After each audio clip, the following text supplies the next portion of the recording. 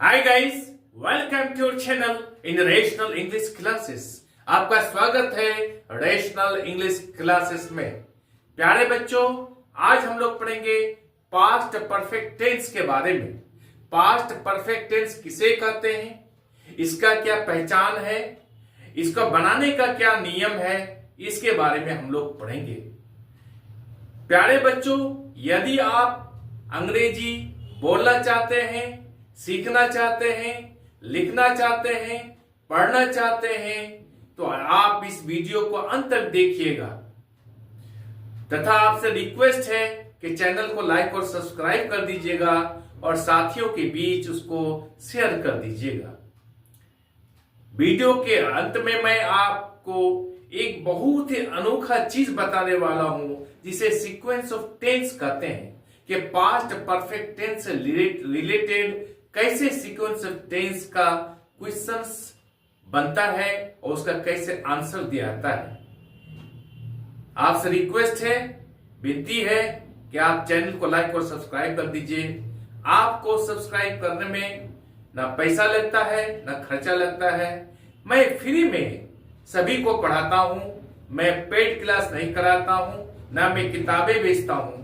मैं फ्री में सेवा करता हूं। इसलिए आपसे विनती है कि आप चैनल को थोड़ा सब्सक्राइब और लाइक कर दीजिए और साथियों के बीच शेयर कर दीजिए। चले हम लोग शुरू करते हैं। Past perfect tense.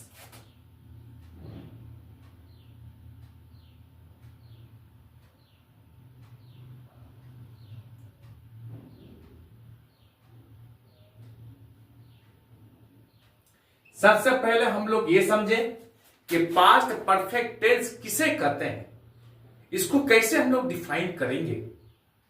प्यारे बच्चों, वह काम जो बीते हुए समय में पूर्ण रूप से किया जाए उसे हम लोग पास्ट परफेक्ट टेंस का सेंटेंस कहेंगे।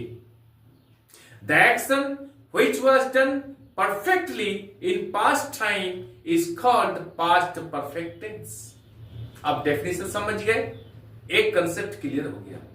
दूसरा कंसेप्ट मैं आपको बता रहा हूं कि हम कैसे समझेंगे कि ये पास्ट परफेक्ट टेंस का सेंटेंस है। याद रहे, यदि किसी हिंदी सेंटेंस के अंत में चुका था, चुके थे, चुकी थी हो, तो वैसे सेंटेंसेस को हम लोग पास्ट परफेक्ट टेंस का सेंटेंस कहेंगे। उदाहरण के लिए, मैं खा चुका था, हम लोग पढ़ चुके थे, गीता सो चुकी थी। इन सभी सेंटेंसेस के अंत में चुका था, चुके थे, चुकी थी है। ऐसे सेंटेंसेस को हम लोग पास्ट परफेक्ट टेंस का सेंटेंस कहेंगे। अब हम लोग ये पढ़ेंगे कि इसको बनाने का क्या नियम है, इसका क्या रूल है। चले हम लोग देखते हैं। Rule: subject plus head plus verb 3, इसका बनाने का रूल है। इसमें कोई परेशानी नहीं है। पिछले सेंटेंस इसमें टेंस में हम लोग पढ़ चुके हैं। कहीं पर वाज, वर, कहीं पर इज, आर, एम लगता है, यहां पर कुछ नहीं। यहां केवल यहां पर subject plus head plus verb 3 का प्रयोग होता है सभी सेंटेंसेस में, सभी सब्जेक्ट के साथ। उदाहरण लेते हैं हम लोग। ही had eaten, सब्जेक्ट ही आ गया, had यहां पर had हो गया, वर्ब 3 यहां पर eaten हो गया। he had eaten, वह खा चुका था। I had gone, मैं जा चुका था।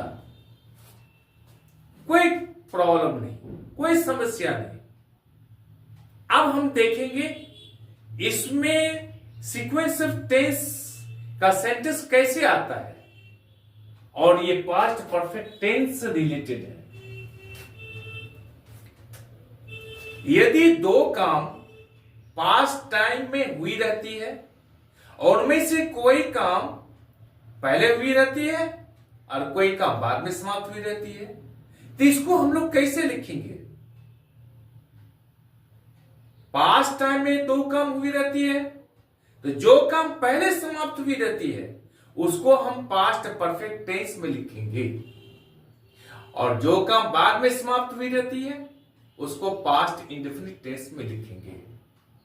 उदाहरण के लिए, कोई कल 10 बजे दिल्ली गया था और दूसरा आदमी 2 बजे दिल्ली गया था।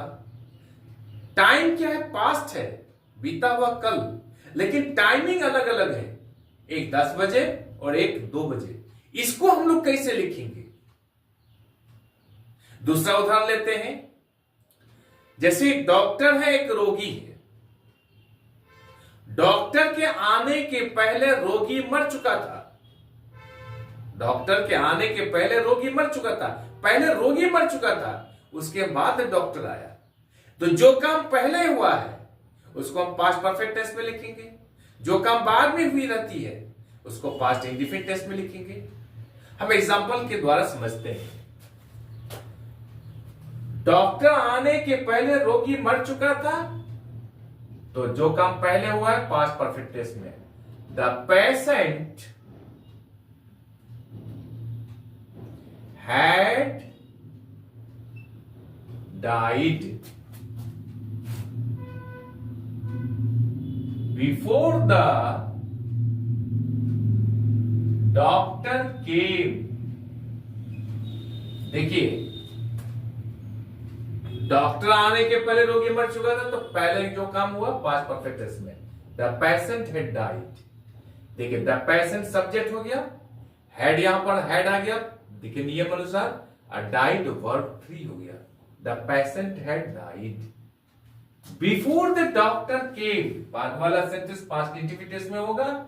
सब्जेक्ट यहां पर डॉक्टर है और यहां पर वर्ब टू केम है, तो the doctor came past indefinite tense, और जो पहले हुआ है पास्ट परफेक्ट टेंस। तो the patient died before the doctor came. Doctor के आने के पहले रोगी मर चुका था। कितना मजेदार सेंटेंस है। इसी तरह से हम दूसरा सेंटेंस भी बना सकते हैं। पुलिस के आने के पहले चोर भाग चुका था। ऐसा हर जगह होता है। डकैत डकैती करके चला जाता है, चोर चोरी करके चले जाता, तब पुलिस आती। तो पुलिस आने के पहले चोर भाग चुका था, तो चोर के भागने का काम पहले हुआ है, उसके बाद पुलिस आई है। तो जो काम पहले हुआ है तो उसको पास्ट परफेक्ट टेंस में। जैसे उदाहरण के लिए हम लोग, the thief had fled away. Flee away भाग जाना, fled away verb 3 before the police came. The thief had fled away before the police came. यानी पुलिस आने के पहले चोर भाग चुका था। समझ गए? फिर हम लोग तीसरा सेंटेंस लेते हैं। घंटी बजने के पहले हम लोग कॉलेज जा चुके थे। पहले हम लोग कॉलेज जा चुके थे, उसके बाद घंटी बजी थी। तो हम लोग लिखेंगे, we had gone to college before the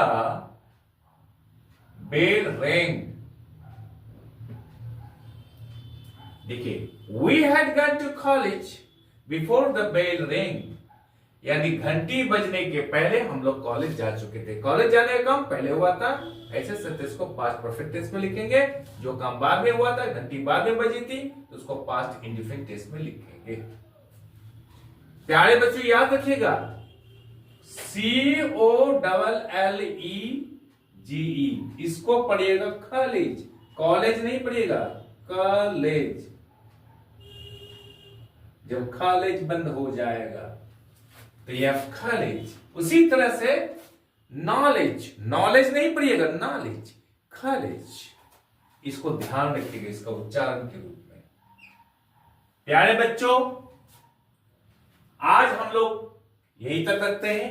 I am sure कि वीडियो आपको अच्छी लगी होगी। आप चैनल को लाइक और सब्सक्राइब कर दीजिए तथा बगल वाले बेल आइकन को दबा दीजिए, जिससे कि हर आने वाला वीडियोस का नोटिफिकेशन आपको मिलता रहे।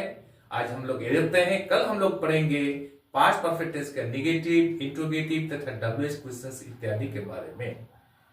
बाय।